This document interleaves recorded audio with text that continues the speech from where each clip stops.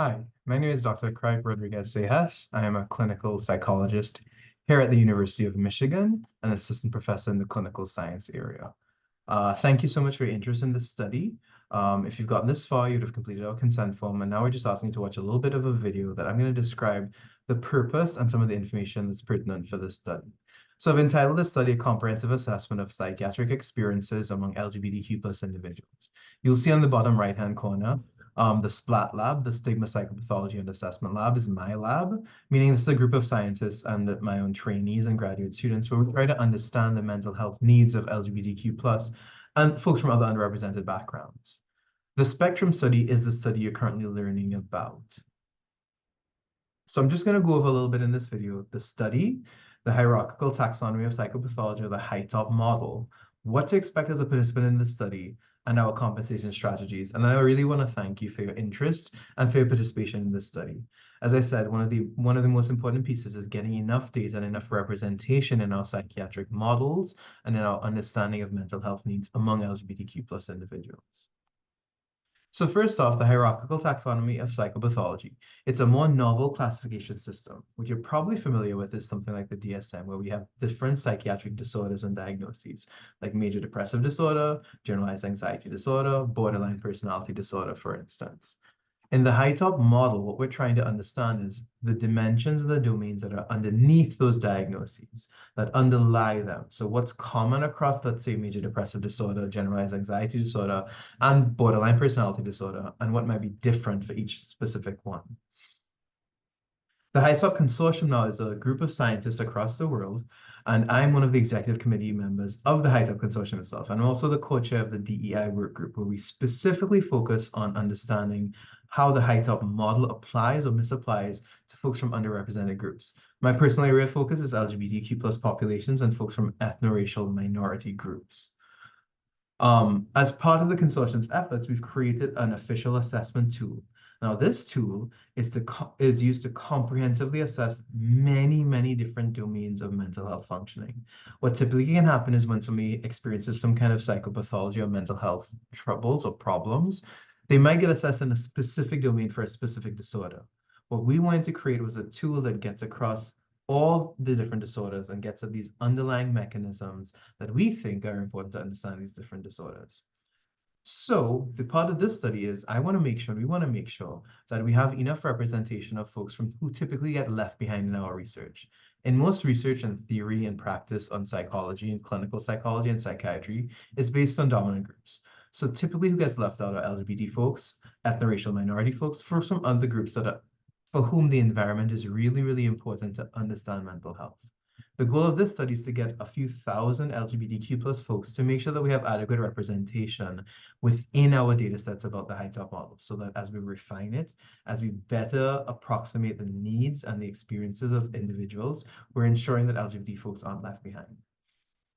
Lastly, the SPLAT lab is my lab, and as I said before, this is specifically what we focus on, trying to understand the mental health needs of LGBT individuals. My own training is in both classification and assessment of psychiatric distress, as well as specifically the factors that relate to why LGBTQ plus folks experience higher prevalence of many different disorders.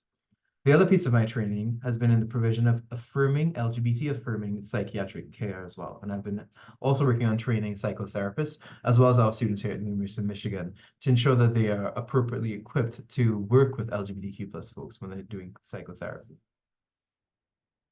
All right, so this is what the HiTOP model looks like. It's a little complex. But what I want you to focus on is at the bottom, this red box, that's the typical disorders that you might have normally heard of. So things like agoraphobia, anorexia nervosa, borderline personality disorder.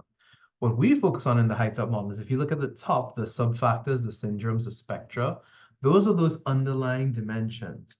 And so this study is really to assess those underlying dimensions in a very large sample and a diverse sample of LGBT people. So what's participation going to look like? I want to touch on there are different types of questions you might be asked throughout the study. And things that make these questions different are the time frame we're asking about. So for instance, this is an example of instructions you might get for a set of questions. And it goes, in this section, you'll be asked to respond to a number of statements about your thoughts, feelings, and behaviors. Some of these things are pretty common, whereas others are less common. As you respond to the following items, please consider whether there have been significant times during the last month when the following statements apply to you or your thoughts and behaviors.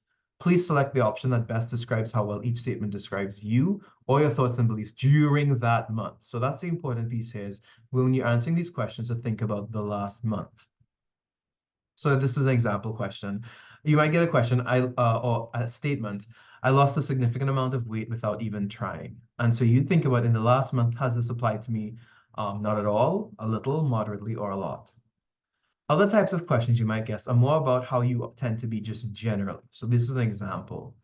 So in this section, you'll be asked about how you felt or acted most of the time since early adulthood, regardless of the situation or whom you were with. Do not include times when you weren't yourself or when you acted differently than usual because you were depressed, hyper, anxious, nervous, drinking heavily, using medications or drugs, or experiencing their bad after effects, or times when you were physically ill. So for these types of questions, you're going to be asked to think about yourself as you generally tend to be, your personality, okay? An example might be, have you often become frantic when you thought that someone you really cared about was going to leave you?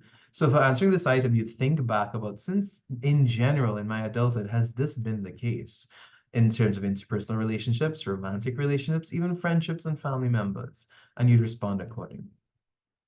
So those are some examples of what it looks like. Now, we've created 4 different versions of the survey, and you can choose one of any of the 4. The long version is all the items. We know that this measure, the HiTOP measure, for instance, is measuring psychiatric domains across many, many, many domains. So the long version are all the items that we have at all. It takes about 60 minutes to complete. That's what we estimate. When I've done it myself, it takes about 45 minutes for me to complete it. So we estimate about that. That being said, while we would like as many people as possible to complete the long version, we know that not everybody has about 45 to 60 minutes to give, and that's okay. We'd appreciate any time you can provide us and any responses you can give to us. So we've created a mini version which has 25% of the items and they're randomly assigned, and that'll take about 10 to 15 minutes. A short version which contains 50% of items, which takes between 20 to 30 minutes. A medium version containing 75% of items, taking about 45 or 35 to 45 minutes, and then the long version. You're going to get asked, and all of them you'll be asked a variety of questions about your mental health, alcohol use and experiences, and behaviors. Please select the response that best corresponds with your experiences. As I said before, please pay attention to timeframes. And for participating, you can win one of 400 gift cards for participation. I'm going to go into that next. We also have several attention checks spread throughout the study. If you fail the attention checks, you won't be able to complete the study and you will not be entered into the raffle. Now, we want to thank you very much for your participation. We do have limited resources, so we've tried to produce several raffles, and we have several raffles to compensate folks for participating in the study. Depending on which survey you've completed, that will determine which raffle you'll be entered into. So if you complete the mini version, you'll be entered to win one of 100 $10 gift cards. If you complete the short version, you'd be entered to win one of 100 $20 gift cards. The medium version, one of 100 $30 gift cards, and the longer version, you'd be entered to win one of 100 $100 gift cards. We do have a higher incentive point for the long version because we would like to encourage as many people as possible to complete the long version. That being said, even if you don't have that time, any version is going to be extremely helpful for us. You can only complete one version of the study. I really want to thank you for your participation, for your interest in the study. I'm going to move myself out of the way a little bit so I'm not blocking the text. I want to thank you so much for your interest in this study. It's very important to me and to my colleagues and my students that we are able to collect data that appropriately represents the mental health needs of LGBTQ+ individuals as we move to refine and improve the HiTOP model for classification, for assessment, and for treatment. We at the Stigma Psychopathology and Assessment Lab, or the SPLAT Lab, are committed to understanding mental health need among LGBT individuals. Thank you so much for taking the time to watch this video. If you have any questions about the type of work we do, some of the research papers we do, you can check out our website, the SPLAT Lab at the University of Michigan, or you can feel free to contact myself or our lab coordinator. You can use the spectrumstudy@umich.edu email. That would be the best way to contact us about this study. Or you can contact me directly if you'd like to know more about the research we've been doing, or even to see sample papers. Many of them are accessible on our website as well. Thank you so much. If you have any questions, please don't hesitate to reach out. And we really appreciate your participation in this study. Thank you.